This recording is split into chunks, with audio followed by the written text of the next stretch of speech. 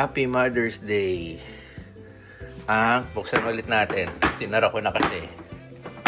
Ito po ay scrambled egg with spring onions. Pagpasensya nyo no yung itsura. Microwave lang natin. Tsaka request ko ito ni Teens. Dagdag baon niya. Nagpapahabol siya. Dahil today po is Mother's Day. Actual Mother's Day po dito sa US. Sa Pilipinas, tapos na. So by the time mapopost tong vlog na to, tapos na yung Mother's Day. Pero ayun, i-greet ko po lahat po ng mga nanay na nanonood. Happy Mother's Day po sa inyo. Celebrate natin ang motherhood. Yan. Hahatid po namin ni Pixar itong baon ni Teens dahil may pasok siya ngayon. Mother's Day. Bukas na lang namin isi-celebrate yung Mother's Day. Balak namin kumain sa labas. Okay na rin yun para hindi kami makipagsabayan sa mga tao sa labas, diba? At least bukas, onti tao, diba? Saka okay lang din naman kahit late. Ang importante, mai-celebrate mo kasama yung tunay na nanay, diba? Which is si Teens. Kaysa kaming dalawa lang ni Pixar mag-celebrate ngayon, wala naman yung actual na celebrant. Hindi rin masaya, diba? Kahatid muna namin ni Pixar to. Kami, kumain na kami, nag-early lunch na kami. Para busog-lusog na. So, ang time naman is magto-12 pa lang ng tanghali. Just in time tayo para may abot kay Teens yung nire-request niyang dagdag baon. Naglagay pa nga tayo ng Naglagay tayo ng dagdag chocolate, di ba?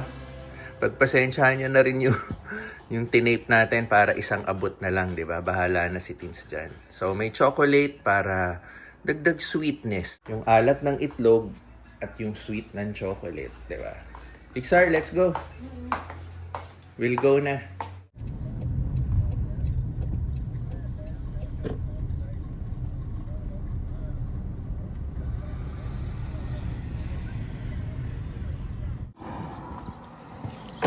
Yan. Tara, tara.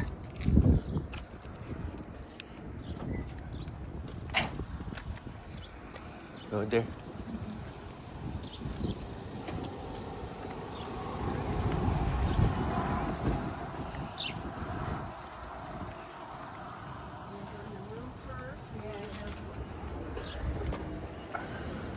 Tanong muna natin saan siya naka-station.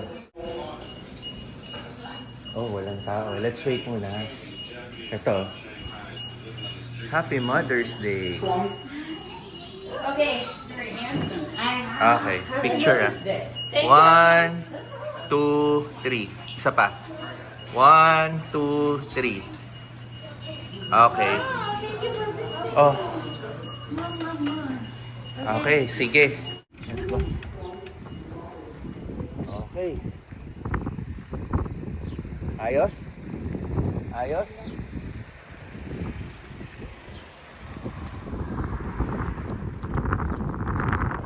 Ganda ng weather ngayon. Nandito kami ngayon ni Pixar, nakatambay sa parkingan dito sa McDo. Kasi magdo-DoorDash po tayo. May mga nagko-comment po na gusto nila makita yung pagdo-DoorDash natin. Though nakapagbigay na tayo ng mga ibang clips sa mga previous vlog, pero ito kakaiba po to. Ipapakita ko po from start to finish. Meaning yung pagkuha natin ng orders sa restaurant or fast food hanggang ma-deliver natin sa customer natin sa bahay. Sa na-observe ko po na past days na nagdo-DoorDash ako, napansin ko po sa mga ganitong oras, tanghali, mahirap po makakuha ng mga offers. Siya nga pala, yung offers na term ko is term po ito sa DoorDash. Ang meaning po ng offer na ito is yung pumapasok na orders, yung pumapasok na trabaho para sa'yo. So, mga ganitong oras, tanghali, mahirap makakuha ng offers gawa ng ang dami rin nagdo-DoorDash. Meaning, marami rin tayong kakompetensya. So, kaya ako nagdo-DoorDash sa gabi kasi napansin ko kaunti lang kami nagdo-DoorDash kaya mas marami akong offers na nakukuha. Kaya yun din yung pinili ko talagang time for the past days na mag-DoorDash.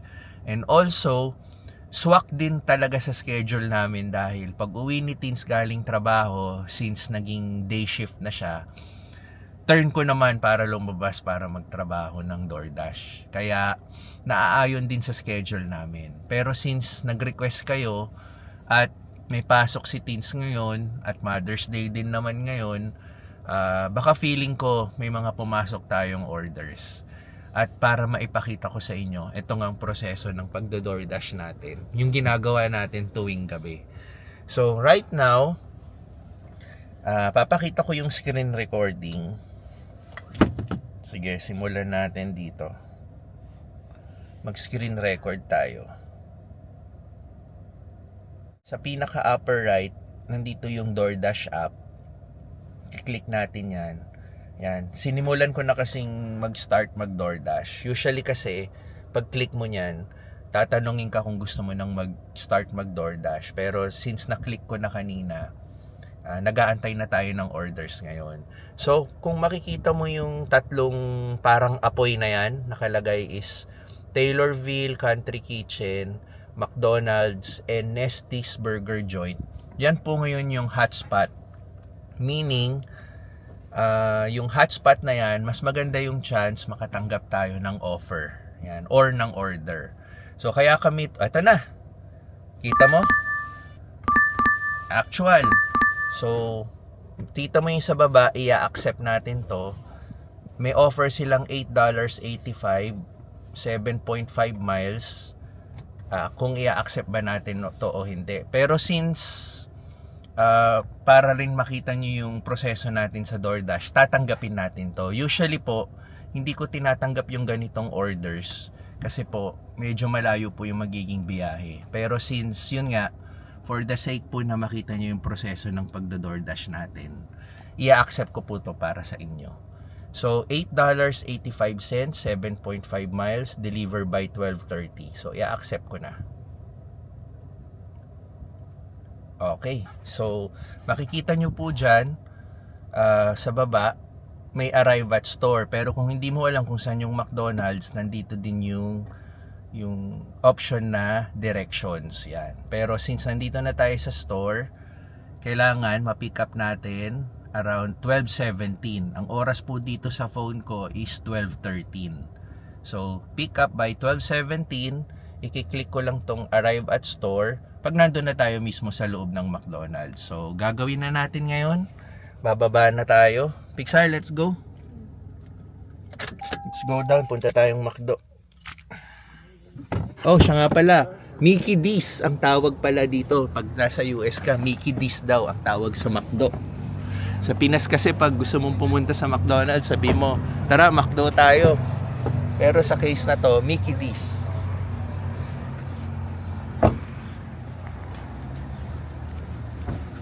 So, ito po. Tara tayo dito sa loob.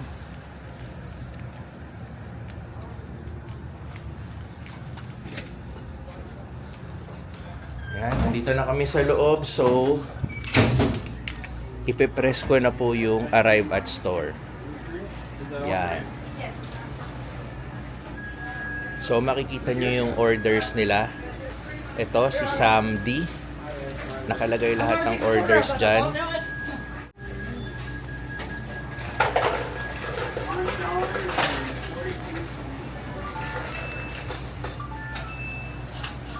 So, nandito tayo ngayon sa McDonald's. Dito ko usually kinukuha yung order natin.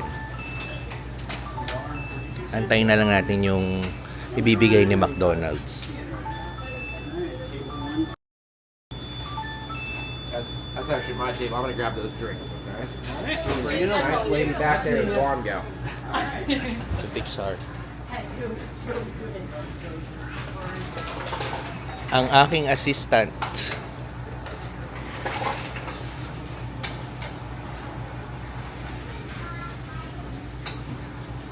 Yan, mukhang pine-prepare na nila yung DoorDash order natin.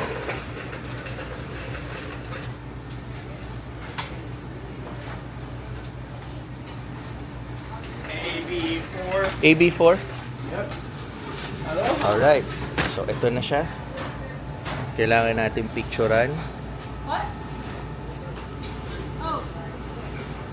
Take receipt photo. Done. Confirm pick up. Okay, pag na-confirm pick up natin, let's go Pixar. Sige. Pag na-confirm pick up natin, lalabas ngayon yung address ni customer, no? So may directions diyan kung paano puntahan yung lugar nila at anong gagawin natin sa food niya. So kung makikita nyo, nakalagay, leave it at the door. So iiwan lang natin sa, wait lang, buksan natin. Okay. May instructions dyan na leave it at the door. So, iiwan lang natin to sa harap ng pintuan.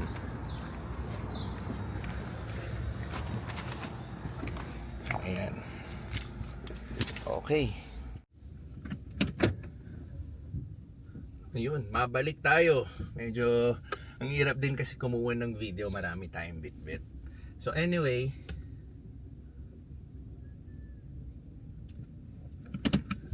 i-click na natin yung directions. Drive south, then turn left onto West Spresser Street. Okay. So, pag-click natin ng directions, ipinakita na kung saan yung ruta natin papunta sa customer na ihahatid natin. Again, kung makikita mo yung tinanggap nating order, usually dinedecline ko to. Dahil pag more than 5 miles na yung biyahe ko, actually 4 miles nga lang eh, hindi ko na siya tinatanggap. Pero pag under 4 miles, tinatanggap ko kasi most of the time within Taylorville lang yun. Ito, feeling ko lalabas tayo ng onti sa Taylorville sa boundary niya. Kaya medyo malayo. Tapos ang bigay lang sa'yo $8. Pero yun nga, para rin makita nyo yung proseso natin sa pag-deliver dito sa DoorDash, tinanggap natin yung order na to. Kasi kailangan mautak din tayo dito dahil una, talo ka sa gas, talo ka rin sa oras dahil gugugol din to ng oras. Ayun. Tapos yung kotse mo rin, 'di ba? Syempre kailangan mo rin i-take into consideration yung wear and tear ng kotse mo kung bumibiyahe ka lagi ng malayo. Pero kung dito lang, yun okay yun. So ito, busy masyado ang kalye ngayon. Isa pa palang kagandahan kung bakit gusto ko sa gabi. Hindi ganun ka hindi ganun ka-traffic. Hindi ganun ka-traffic dito. Then turn right. Ito, malapit na tayo. Wala naman traffic, dire-diretso yung biyahe. Yun nga lang, malayo talaga. Turn right. Then 105 will be on the left. Okay. 105 Street is on the left. 105. Hanapin natin yung bahay. Ito na. Dito lang tayo sa tapat. Tapat na tapat lang. Ayan.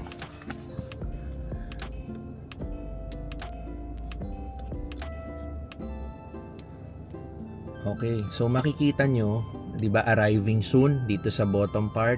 I-click na natin yan na exit. Yan. Tapos makikita nyo yung instruction na leave it at the door. So, gagawin na natin.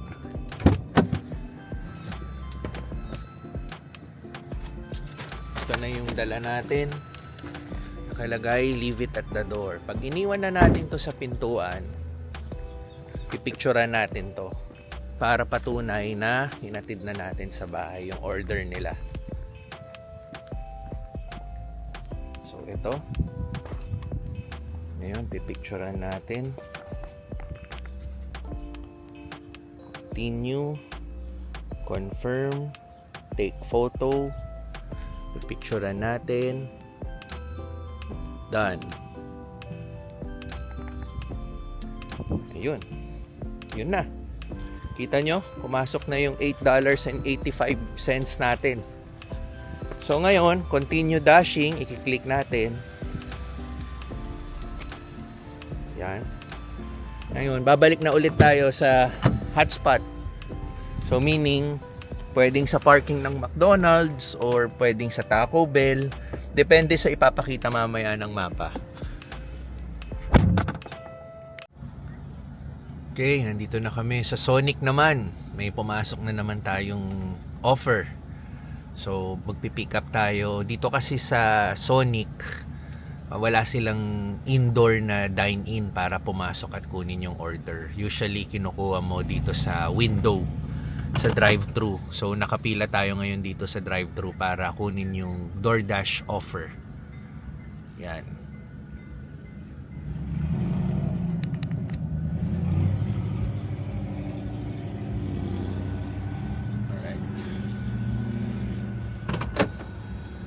Hintayin na lang tayo. What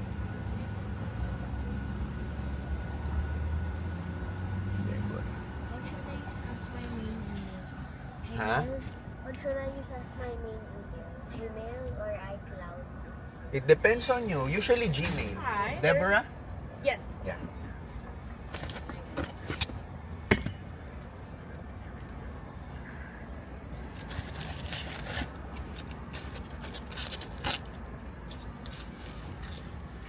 You have 2 straws? The other one just. Doesn't need. Alright. Thank you. Have a good day. You too. Yan, ang aking assistant. Tinulungan ako. Dalawa kasi yung drinks, tapos may isang medyo mahirap dalhin. Pwede ko naman kung ako babalikan ko. Pero since nandito si Pixar, inassist tayo. DoorDash na tayo sa gabi. Yan. A few hours or several hours later.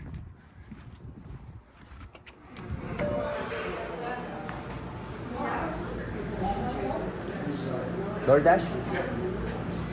Do you have a pizza bag? Sadly, we don't. All right. Marisa? From Marissa, yeah. Yeah. All right. Thank you.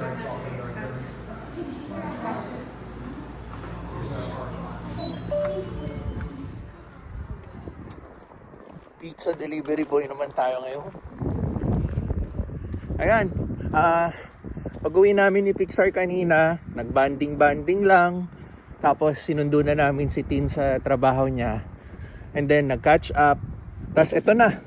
DoorDash ulit tayo. Sayang ang dolyares. Ayan. So, di-deliver muna tayo. 11:13 ng gabi. So, siguro sasagarin ko na lang to hanggang alas 12 tapos uwi na tayo pahinga. Okay pa naman tayo. Marami pa tayong energy. So, waiting na lang ulit tayong susunod ng order.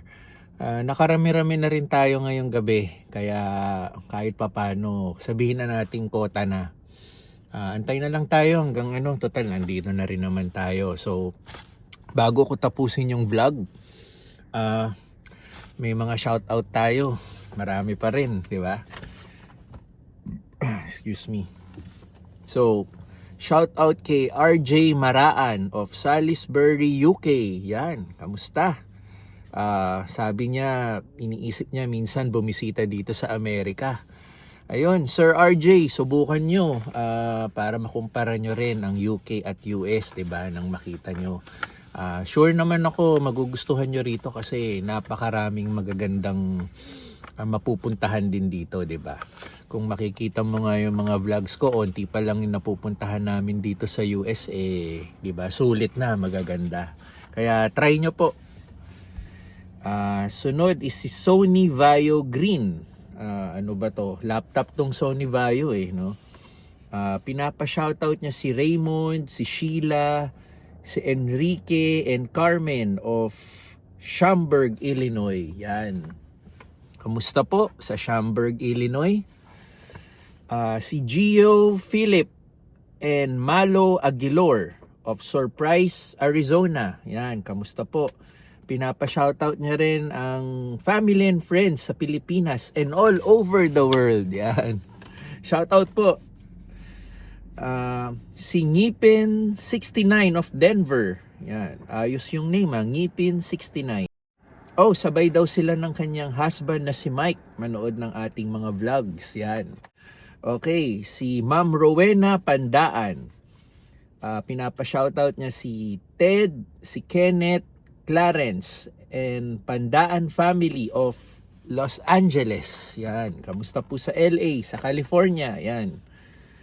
Si Mirla Palihon. Yan. Shoutout daw sa pamangkin na sina Isay and Gio of Peoria, Illinois. Yan. Kamusta po dyan sa Peoria, Illinois? Isay and Gio. And also to you, Ma'am Mirla. Yan. Nardo Libot. Okay. Si Arian and Nardo of Chicago. Yan. Ano po? Shoutout po sa inyo and pinapa-good luck po tayo sa ating mga vlogs. Maraming salamat po. Ito po, special shoutout po si Princita Kayanan of Riverside, California. Yan, ma'am. Kamusta po? Next, si Jomar. Pinapa-shoutout niya ang De La Cruz family of Fort Wayne, Indiana. Yan. So, yun. Maraming salamat po sa pag nagre-request po kayo ng shoutout, sa mga comments nyo at pagsubaybay palagi sa mga vlogs. So, yan, isang vlog na naman po ang magbabaybay tayo.